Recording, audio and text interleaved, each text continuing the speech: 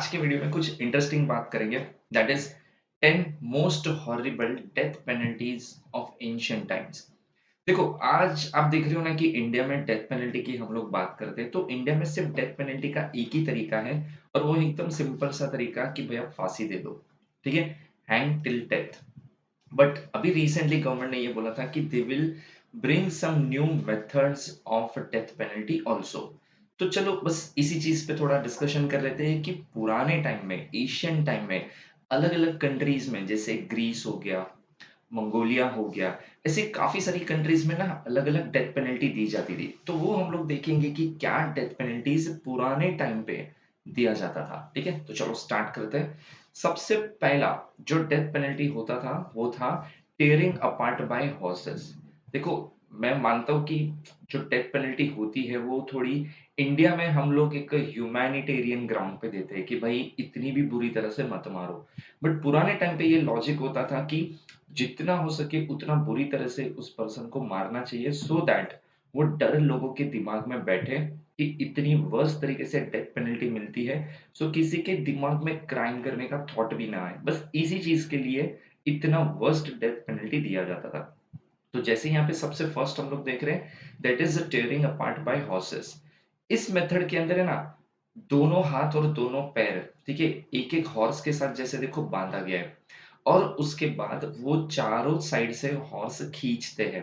ठीक है, मतलब हॉर्स को मारा जाता है सो दैट वो भागेगा और वो पर्सन की बॉडी पूरी खींच जाएगी और वो पूरी बॉडी फट जाएगी, टेयरिंग अपार्ट होगा।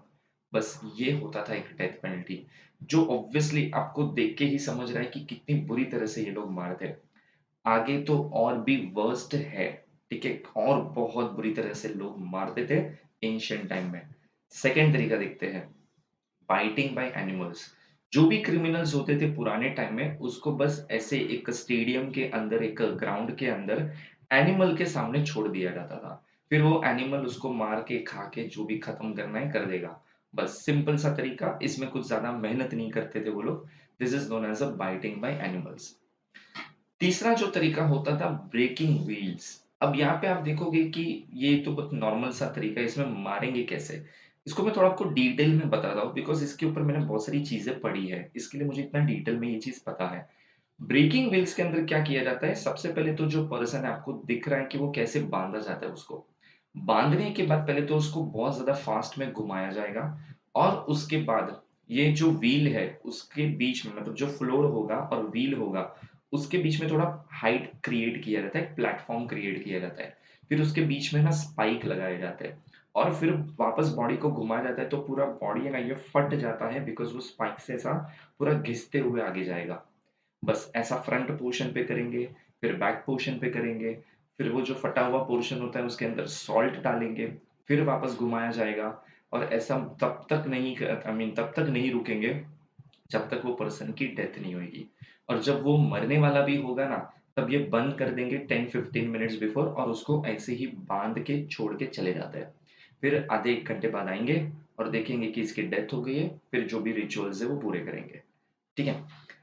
नेक्स्ट जो था ब्लोइंग फ्रॉम अ गन। जैसे हमने हिंदी मूवी में देखा है कि फनी वे से दिखाया गया है कि ऐसा एक तोप होगा उसके आगे वो पर्सन को डाल दिया जाता है, जैसे आई थिंक एक हेरा फेरी मूवी में भी दिखाया गया था। ठीक है, जहाँ पे राजपाल यादव को ऐसा डाला गया था। वो भले फन तरीके से दिखाया गया था बट रियलिटी में जो पास्ट एंशिएंट टाइम में होता था ना वो एक्चुअल में ऐसा करते थे वो लोग।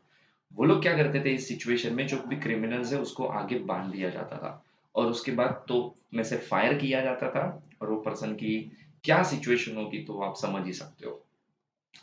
नेक्स्ट आता था ब्लड ईगल। ये बहुत खराब तरीका माना जाता था। इसमें क्या किया जाता था, जो बैक साइड होता था ना, जो बैक साइड की जो बॉडी पोर्शंस होते हैं, रिब्स होते हैं, ठीक है, उसको पूरा पहले बैक साइड को नाइफ से फाड़ दिया जाता था और उसके बाद रिब्स को बाहर निकाल दिया जाता था और बाहर निकाल देते ना तो एकदम ऐसा बाहर निकाल देते, it's looks like a wing है पर्सन के, बराबर। और बस उस पर्सन को ऐसे बांध के छोड़ देते थे। अब ये बहुत अट्रैक्टिव चीज होती थी, ईगल्स के लिए खाने आते थे वो लोग और वो पर्सन जिंदा होगा या मर गया होगा पता नहीं, जैसी उसकी स्ट्रेंथ। बट उस सिचुएशन में उस पर्सन को बस ऐसे ही छोड़ दिया जाता था और फिर कोई भी एनिमल्स और वो आके खा के उस पर्सन को खत्म कर देते थे। इसको बोलते थे ब्लड ईगल। नेक्स्ट आता था क्रशिंग। क्रशिंग एक बहुत सिंपल मेथड माना जाता था। जैसे आपको फ़ोटो में दिख रहा है, पर्सन को ऐसे सिर रखा जाता था, उसके ऊपर हाथी पैर रख देगा, क्रशिंग। कभी-कभी इस टेक्निक में डिफरेंट तरीके भी यूज़ करते थे लाइक जैसे समझो कि पर्सन को ऐसा बोला जाता था कि एक काम करो इस पर्सन को बाँध के सुला दो और उसके ऊपर उतना ही उससे ज़्यादा 10 टाइम्स वेट उसका जो होगा, उतना वेट उसके ऊपर रखा जाता था और उसको क्रश कर दिया जाता था। ये भी एक वन ऑफ द मेथड था। देन आता था स्लो स्लाइसिंग। स्लो स्लाइसिंग का मतलब क्या होता था यहाँ पे? यहाँ पे पर्सन को ऐसा बाँध के, ठीक है? मतलब वो कुछ मूवमेंट ही नहीं कर पाएगा और एक-एक बॉडी पार्ट को निकालेंगे। मतलब जैसे सपोज़ पहले एक आँख निकाल लिया, फिर उसको छोड़ दिया, ठीक है? फिर आधे घंटे बाद दूसरा आँख निकाला, फिर छोड़ दिया। फिर सपोज़ कोई हाथ में कट्स मार दिए, फिर वापस छोड़ दिया। ऐसे करते-करते जब तक वो पर्सन की डेथ नहीं होगी ना, बस उसको ऐसे ही मारेंगे। इसको बोलते थे स्लो स्लाइसिंग। नेक्स्ट आता था स्केपिज़्म। ये बहुत हॉरिबल तरीका माना जाता था उस टाइम पे, ठीक है? क्योंकि देखो उसमें किया क्या जाता था, जैसे आपको दिख रहा है कि एक पर्सन को बोट में बाँध दिया है। अब जब उसको बाँध दिया जाता था ना, बाँधने के बाद उसकी बॉडी के ऊपर पूरा उसको मिल्क और हनी से कवर कर दिया जाता था, ठीक है? और बाद में उस पर्सन को ऐसे कोई लेक होते हैं, जहाँ पे मतलब होते हैं ना कोई आता ही नहीं है या कोई है ही नहीं, बस ऐसे आइसोलेटेड लेक में उसकी बोट को छोड़ दिया जाता था। जैसे-जैसे टाइम जाएगा, बराबर? देखो वो पर्सन को तो पहले पानी का ऑब्वियसली प्यास लगेगा क्योंकि धूप में छोड़ दिया है उसको, तो प्यास लगेगा। प्लस बाँध दिया है तो वो तो कुछ कर ही नहीं सकता है। देन जो भी मतलब बोलते हैं ना जो इंसेक्ट्स है, हनी बी होगी या ऐसे कोई भी छोटे-छोटे इंसेक्ट्स है वो आके अटैक करेंगे और वो काट-काट के इंसान को मार डालेगा। बराबर? इसको बोलते थे एस्केपिज़्म। एक था इम्पेलमेंट। इम्पेलमेंट में बस ऐसे कोई हुक्स के साथ ज़ोर से आपको मतलब बोलते हैं ना खींच के वो हुक के साथ बैंग करते थे और आपकी डेथ हो जाती थी। कभी हुक होता था या कभी ऐसा कोई पोल होता था, तो दोनों साइड से पकड़ के वो पोल के बीच में मतलब आर-पार बॉडी निकाल लेते थे।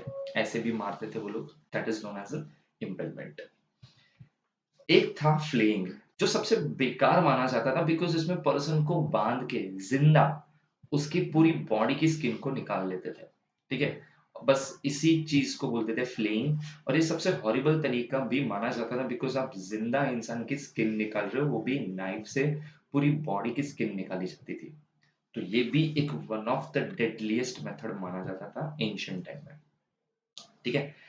तो बस ये कुछ 10 हॉरिबल डेथ पेनल्टीज़ थी जो आपने देखी कि कैसे-कैसे लोगों को मारा जाता था एंशिएंट टाइम में।